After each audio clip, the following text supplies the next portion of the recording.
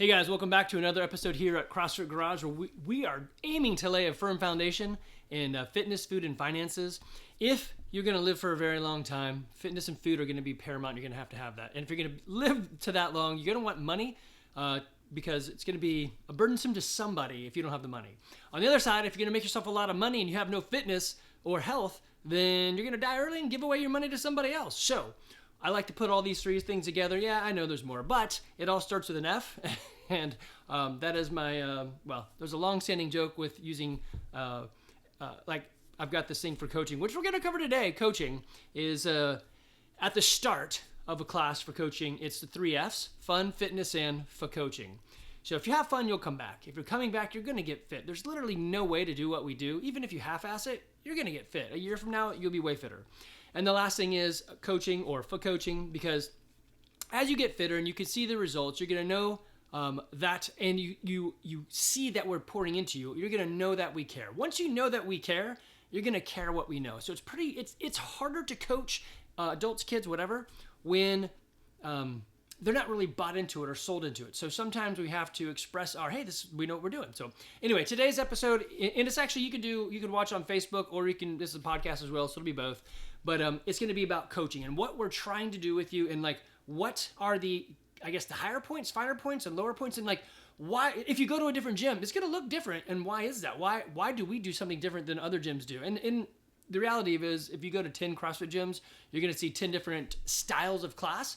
But here's what we do on coaching. So the big thing is, I'm going to say this for us. I would bet that probably 90% of the gym of the CrossFit gyms out there will follow about 80% of what I'm talking about. And then it's just going to dial into kind of the specific element of their gym. For example, I'm not sending anybody to the games. If somebody comes to the gym and says, I want to go to the CrossFit games, or I want to be a competitor in the world of CrossFit, then I'm going to send them to a different gym, because it's just not who we're set up to help. It's that type of person takes way more input than anybody else. So I would say 80% of the gym becomes something they need to use, and I only have 20% left over for the rest of the members. So it's just tough to make it work. So there are other places that are set up for that.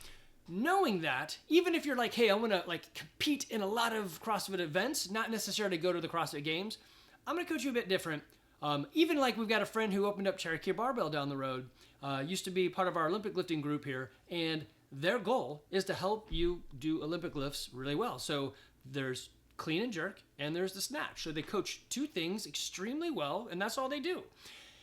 Yes, it's good for your health and fitness, and they're dialed into that particular aspect. If somebody, and hopefully they do, go to a meet, if you're going to be that specific, you're probably going to go to a meet, and you want to be as efficient as possible. That is not what really CrossFit is about. CrossFit is constantly varied functional movements executed at high intensity. Yes, do we want you to do it right? Yeah, for sure. But you don't have to do it perfect. For example, if I needed you to get over this wall, I just care, hey, get up and over it. Maybe don't do anything too stupid, but let's get up and over it. There's some tried and true techniques, probably 3 ways you're going to get up and over. You could go get a pole and try to pole vault over it. Go to a local high school, grab a pole, and then try to jump over the wall. Probably overkill. And that's kind of where we're going with this, is what are we going to try to give you? And then what is overkill, right? So I want some of you guys that have said, I want those few people who have said, man, I still can't do this right. To know that yes, there isn't really a right and wrong. There's just more efficient and effective. So does it really matter for what we're doing in CrossFit if your squat clean isn't perfect? No, we're looking at work capacity. So it's work capacity across broad modal time and physical domains. So it's your mode, right? And the time. I mean, there's other pieces in there too, but we want your power output to go up, not necessarily just have you do a really sweet clean and jerk or whatever it is, right? Yeah, we could squeeze out some extra numbers, but in the end, having if your theoretical max for you was a 200-pound clean and jerk, and that was it, and I got you to 199, I would tell you that I probably failed as an overall fitness coach to help you with your whole life, because I focused way too much on that. Probably better if I got you to 190. Yeah, that's pretty dang good. And the last bit of that journey is going to be very tough, and it's not really worth it, right? So, like, one of my kids, Levi, he says, I love taking AP classes because I get to put all this hard work in early, and then all my AP classes have their finals in like early May, and then I'm done with school, and I don't have anything left I have to do, so I get a extra long break. So he's talking about like this, well, it's a maximal effort for AP class, but then it's minimal in terms of the time. I'm like, well, why don't you want to go to school and just like hang out? And he's like, why would I do that? So a lot of times that last 20% or whatever it is, in this case it was 5%, it's hard to capture. It takes a lot more time and dedication. If you had that much time and dedication that you put towards, in this case, the clean and jerk, then I'm probably not going to be helping you with your muscle up, right? That's probably going to go to the wayside. And this happens a lot with lifters. Hey, I'm lifting and my cardio went away. Yeah, I mean, that's what happens. I go upstairs and I'm really tired. I can carry something up those stairs, but I get tired. And that's just the thing. What are we sacrificing? So what we definitely don't want to do is go down so far the hole in a coaching of a skill that, one, we demoralize you. Like, oh, you just can't do it. You literally cannot stop yourself from pulling early. That's okay, right? And we don't want you to think, well, this is never going to happen to me. I physically am not capable of doing it, so screw it. That's not it at all. We are moving heavy. So what do we do for strength? We lift heavy stuff. What do we do for cardio? We lift heavy stuff quickly, right? So we want you to be able to, and we do burpees and things, but we want you to be able to have fitness across that broad domain of movement. Okay, so here's how it usually starts. I'm gonna pick a deadlift. So the deadlift comes up, and I got some pictures that come along here, but this right now is just the monologue. So the deadlift comes up.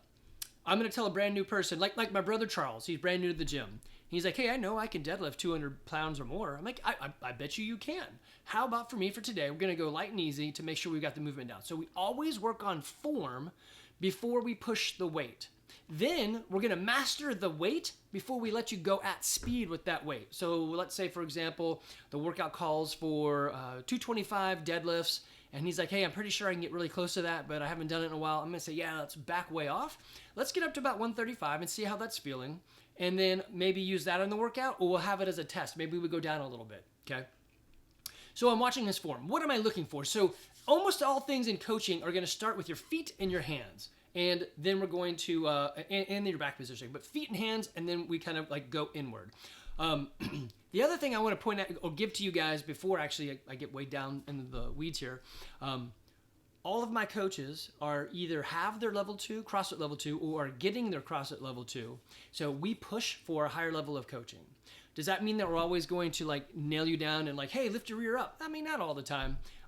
If the weight's getting heavy, then yes, we're going to start dialing things in, and we want you to be correct as much as possible. But there are times when like we will coach something and you just say no, and that is okay. We've told a couple members, hey, when you do a deadlift, don't bang it off the floor on the way up. And you know what they do? They still bang it off the floor on the way up. That's okay if that's what they want to do. It is going to hurt their back a little bit. Give them a little bit of a pause there, right? So at the end, I'm always like, hey, make sure you roll out your back because banging the bar is going to lean you over, right? But I'm not going to stop them and say, you get out of here. You can't do that. Whatever. We're in this right here. We want you to become the hero of your own story. It's on the front of the screen, right? And how do we do that? You come in every day and do something. I promise you, even if you came in and did half of everything we did, if you came in 4 or 5 days a week, did half of everything we did, you'd be way fitter than you are today next year. Anyway, so we'll be doing, we've done it in the past, we're going to go back into this, some coaching evaluation. So I'm looking for specific things, but one of the things I want you guys, you members, to know, and anybody out there that's listening to this that doesn't come into our gym, if you're at a CrossFit gym, the coach would love it, and our coaches would love it, if you said, hey, please coach me. I want one, and this is what you would really tell a coach. Not coach me. They're going to be, of course I'm going to coach you. But I would say something like this. Give me one thing that I did well and one thing that I need to improve on. And that's going to go a very long way. Once you fix that one big thing, the next thing we will come to the top. And then there will be an opportunity to fix that. So give me one thing that I'm doing well. Give me one thing that I need to fix.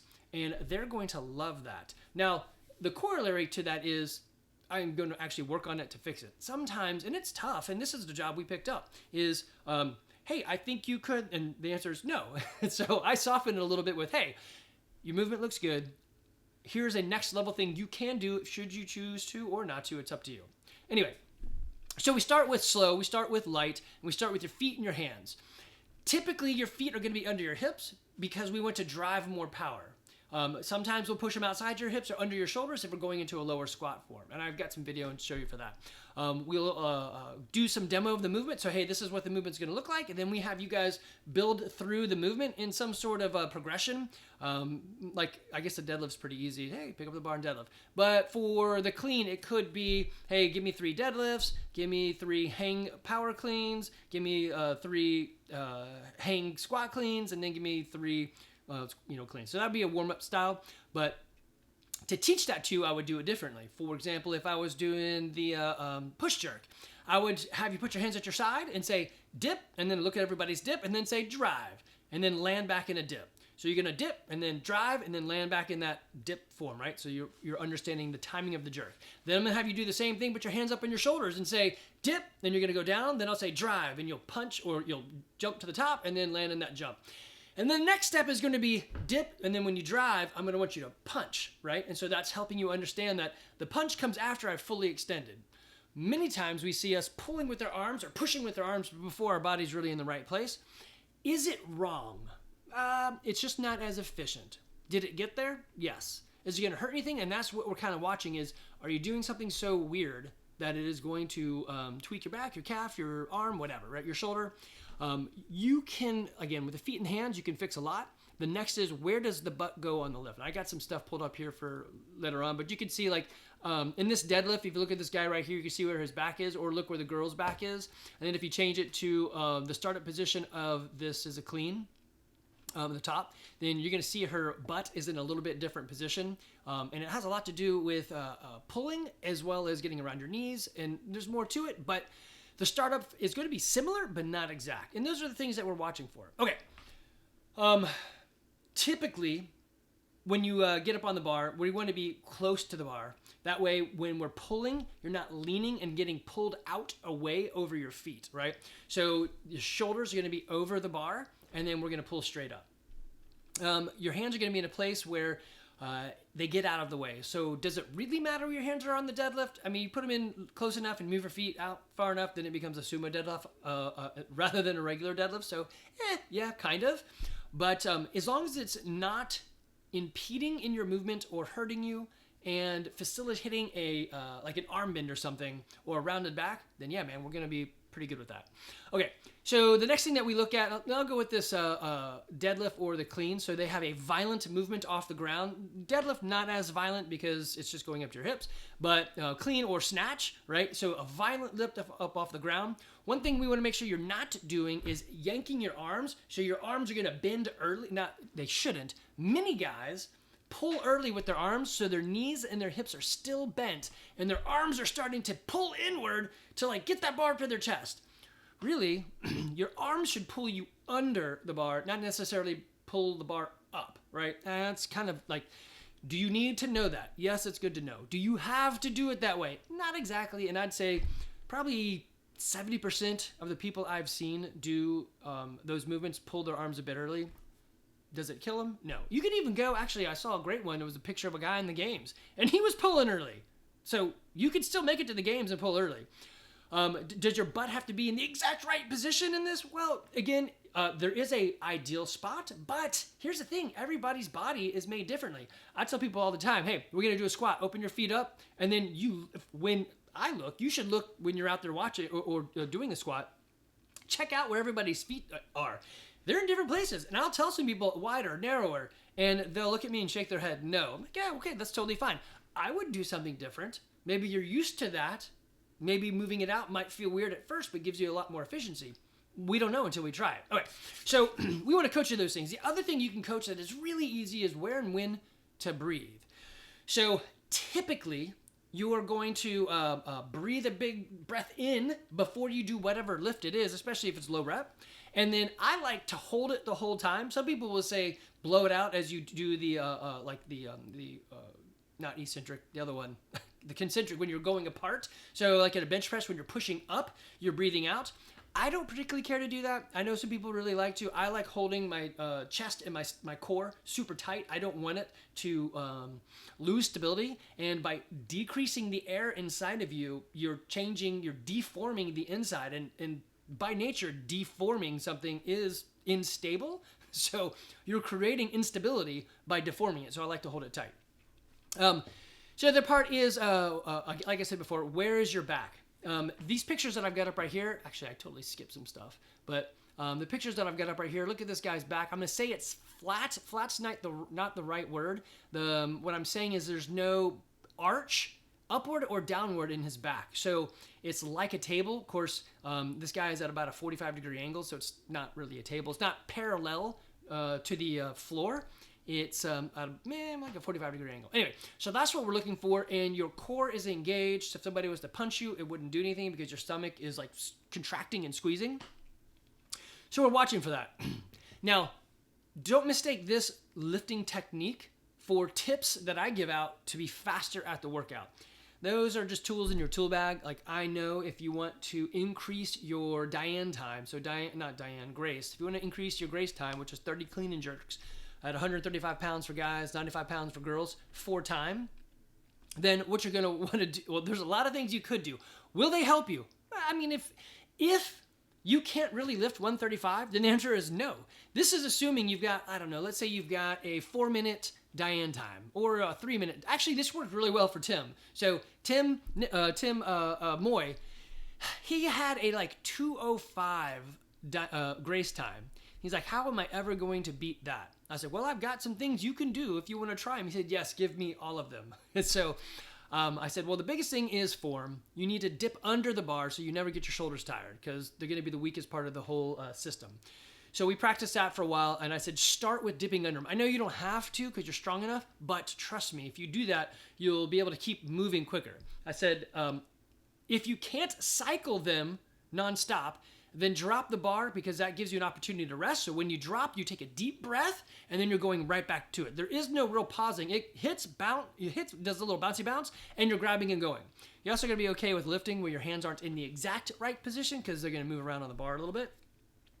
The other I told him, I was a couple others I told him, but the last one I said, you're probably not going to like this one, but you got really big shoes on. If you took your shoes off, you would be an inch shorter. That's 1 inch less of distance, so that's 30 inches or almost 3 feet of travel time that the bar doesn't have to go, both, in this case up because he was dropping the bar. And so that's going to be helpful. So he's like, all right, I'll do that. And then he did something like a minute 56 or something crazy. I'm like, yeah, I don't know what else I can do except come into the gym more often. So there are some things you can do coaching-wise that are help you perform better, but aren't necessarily like a form or a technique. I think it's a technique. I'd say a trick or something. But anyway, so we don't want you to yank the bar off the ground. So you'll hear me say that a lot. Today we're doing cleans, either squat or power. And I'm going to say it to a lot of people. Hey, 1, don't bend your arms. And 2, don't yank the bar off the ground. You want there to be pressure on the bar such that the barbell does not jiggle in the weights. It doesn't go clink, clink. It just goes up, and it's quiet. Okay, range of motion is important. That is something we definitely teach. Do we nail everybody on it? No, and here's why. It is way better to do crappy squats than no squats at all. So if I've got somebody in here, I got a member that's been here forever. I'm like, hey, when you do a squat, make sure your chest comes up all the way. And she'll look right at me and say, yes, I got it. And then in the workout, her chest does not come up. She's like leaning over at like a 45-degree, maybe like 60-degree angle and never fully stands up. Am I really going to say no rep to all of that? No, she knows. We talked about it. I've sent videos. It's okay. She is way fitter. And when we did, I forgot what workout it was, but there's a bunch of squats. I specifically told every class, make sure you stand all the way up, open your hips all the way up. And by the end of it, almost everyone was doing that little bowed over kind of squat. And I said, hey, stand up. And they're looking at me like, I am. I'm like, no, you're not. But I'm not going to no rep them and tell them, hey, you got to go home. That's dumb. We're here for fitness. This is where the gyms change. So I had a good conversation with Alan Lindsay, and sometimes he bounces down to a CrossFit gym in Atlanta that has a lot younger demographic, And there are people that do a lot of competitions. And he said, yeah, it's a little bit different. It's humbling. And I get yelled at for this and this and the other thing a lot. And I'm like, yes, but here's the thing. And so we had a great conversation about the style or type of the gym that you have. We are in this for health and fitness now, as well as, I guess, into your 90s, whatever it could be, right? What I'm definitely not into is telling somebody, hey, you didn't get a PR back squat, so you need to leave. That's just not what we're about. Now, I'd love to help people get a PR back squat. I would even love for people to do a back squat without a belt. Oh, but Andy, it gets kind of heavy in my back. Great. If your back can't take it, don't do it. Instead, train your back and your core to catch up to the rest of your body. But that's just me. So I still let people do belts. But coaching-wise, we're going to give you options, and we're going to tell you what is the right form. We're going to look for safety. We're going to make sure that your hands and your feet and your back are in the right position. We're going to make sure that the movement is sound and the fundamentals are there. Then we'll start dialing in, like, hey, as you start chasing weight, okay, so we need to fix this, and the other thing. Like today, I was working out across from Brady, and he looked at me after he was done with his lifts. He said, good. And I was like, hey, so it looks like your hips and knees are muted. They're not fully extending when you were doing your warm-up sets here, and we were building up in weight. I said, I probably wouldn't have said anything to you, except you asked, and I would watch to see if adding more weight fixed the problem. And it sure did. So another one, Nick Lubbers, he was doing, what was he doing? He was doing something, I don't remember. Oh, the timing of the sumo deadlift high pull. The timing of the sumo deadlift high pull was off. And I mentioned it, and he's like, really? So I filmed it, and he's like, yes, you are exactly, that is right, it is off. I said, but I would bet, after having done this for so long, once you get into the workout and you get a little bit tired, your body is going to remember and find the exact right timing, because you can't pull early because your arms are going to be tired. Sure enough, in the middle of the workout, his sumo deadlift high pulls were beautiful because he's a bit more tired. His body knows the mechanical working. And so should I ding him and be like, Nick, get out of here. You can't do it. Absolutely not. I think he's a little bit younger than me, but we're in our, well, Nick, are you 50? I don't know. But let's say Nick is 50. I'm 50. And I know his goals are not to go to the NFL. His goals are to be harder to kill. He has specifically told me, I want to be harder to kill. I'm like, well, the way you be harder to kill is to lift something heavy and go below parallel, right? And what I mean by parallel, that's your hips go below your knees a little bit, right? All right, so there are other things we look at, and I didn't use anything on this website yet, so I'm going to start doing that. I'm going to use some tools here. So one thing that we coach is intensity, and this is hard to coach people in because they want to fight on what is this workout trying to ask for. And the only person we can really know what the workout is asking for is the guy who programmed it, right? So we had a workout the other day. It was bite 10 calories and do 10 burpees. Go back and forth for 10 rounds. It says in here the intended stimulus is between 12 and 15 pounds. 12 and 15 minutes. I would say the vast majority of our gym did it over 15 minutes. Thus, we missed the stimulus for this workout.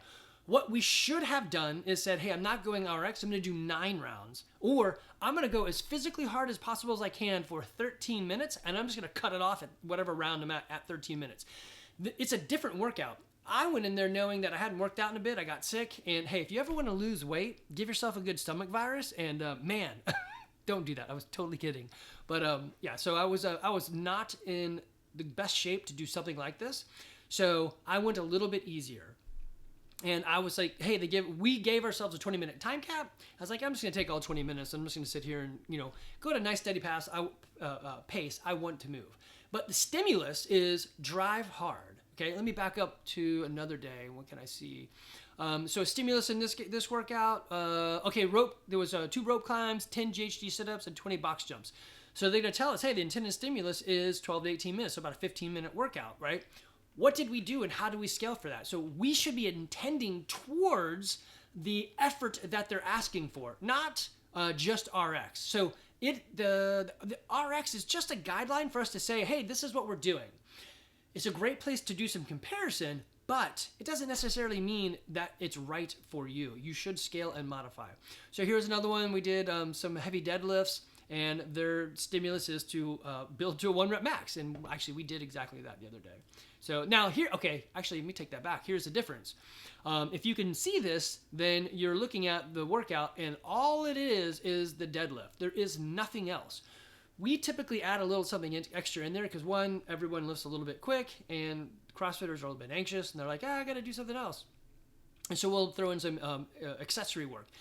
Also, not every one of you comes 5 days a week. And so if you're not coming 5 days a week, you're missing something, and we'd rather give you something a little bit extra. I think it'd be better to give you another piece than for you to skip around. And let's say you accidentally landed on heavy day every single time you came in.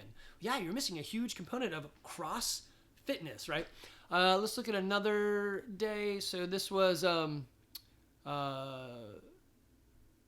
many rounds as possible in 5 minutes, row 500 meters and medicine ball shots, and then rest and do it again. So, okay, this is something interesting to know. The workout itself is 5 minutes, then they give you 5 minutes rest, and then another 5 minutes. So I know already that they want you to blow this out of the water because the rest is equal to the amount of work from the beginning, right? So they're going to want you to dive in and go hard. Plus, it's just 5 minutes. And then you put, together, that's 10 minutes. So you look down here and they're going to say, yeah, we want you to be able to hit 2 minutes for a round. Let's see, 500 meters. Yeah, that's about right. So I would scale that to get to the 2 minutes that they want, right?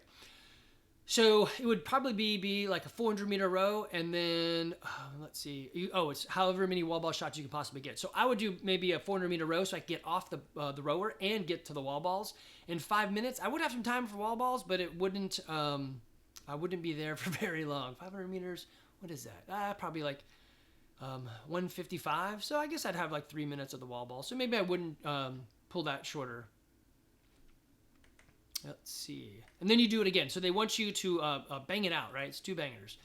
Going back, another one. So it was 3 rounds, 15 hang power snatches, and 15 chest to bar pull-ups. So in here they say, hey, you should be able to go, wow, look at that. Sub 10 minutes. Advanced athletes push for sub 5 minutes. So they're saying it's a 5 to 10 minute workout.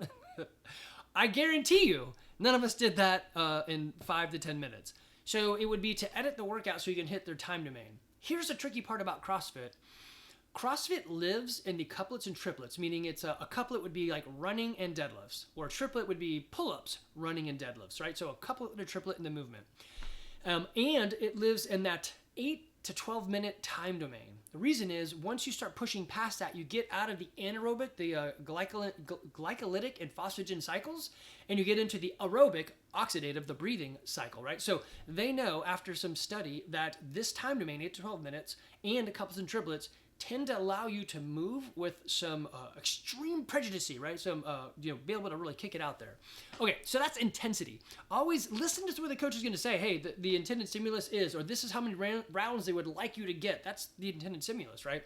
So then make some adjustments accordingly. And the coach is going to help you with that. So there's more than just coaching form, which, there's a lot of stuff that gets coached, a lot of stuff that gets talked about, and sometimes it have nothing to do with the gym. So it's crazy what comes up in the business. But we're here for you. We want to help. This is why we do it. If you ask any of the coaches, like, hey, do you like to help people? The answer is going to be yes. Anyway, so the next thing that we really kind of push on is, and there's a CrossFit website, is core to extremity. So if you look at this deadlift form, actually I'll hover over it and see him lift.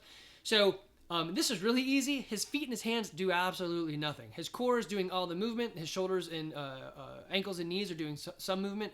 But it's we do the bulk of the lift from the core, and then we speed up to the lighter side with the hands and feet, right? So we don't start with our wrists in the snatch or our elbows. We let our core, our glutes, our abdomen, our quad, do that heavy lifting, start generating that momentum so that then our shoulders and then elbows and wrists or whatever can do their inning bit. Okay, let's see what else I want to show you on this workout. So CrossFit actually is kind of interesting. They got a lot of really cool stuff in here. You can go to their Facebook page, put in any workout and or movements. One thing that is pretty cool, they have the 9 foundational movements. Let's see if I can speed this up. You guys can see these while I talk. So the 9 foundational movements are just basically the basic movement that everything's going to springboard from. So it starts with the air squat, and then you're going to move into a front squat and a back squat, right? So we're making it more challenging, a little cumbersome, and increasing the load. Then you're going to move from like deadlift to sumo deadlift high pull to med ball. What would be? Well, not maybe the med ball clean. That would be part of the clean.